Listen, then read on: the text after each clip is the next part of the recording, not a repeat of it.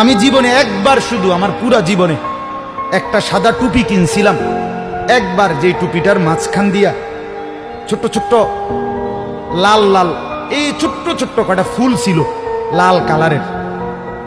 এই একটা টুপি শখ করে এমনি ভাল লাগছিল, কিনছিলাম ওই মাহফিলে যে দোকান বসে এডির থেকে। তখন আমি মাত্র নতুন চাকরি নিছি, পড়ালেখা শেষ করে বেতন হইছে অল্প টাকা। বাড়িতে গেছি, আমার আব্বা এটা দেখছে, দেখে বিকাল বেলা আমার মা রে কইতেছে, হেতে যে চাকরি হইছে পয়সা হইছে বুঝছুনি।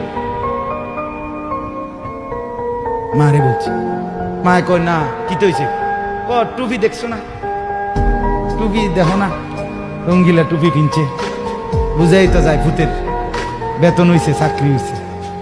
রাত্রে আসার পরে মা, আমি বাহিরের থেকে আসছি, আরে মা আমারে বলছে, ফুত তোর আব্বা মনে হয় টুপিটা পছন্দ করে নাই, সারা জীবন তোরে সাদা টুপি পরাইছে, তুই কিনলে গায়ে লাল ফুলওয়ালা টুপিটা কিনি, এই যে খুলে রাখছি আর কোনোদিন পড়ি না। বাবার নজর, মার নজর, আমার ভাই বাপ মার সেই আদর সোহাগ। আমি জীবনে একবার আমার আব্বারে বলছিলাম, আব্বা আমি একটা মাদ্রাসার ব্যাপারে, যে আমি এই মাদ্রাসায় পড়তাম না, আমরা অন্য মাদ্রাসায় ভর্তি করার।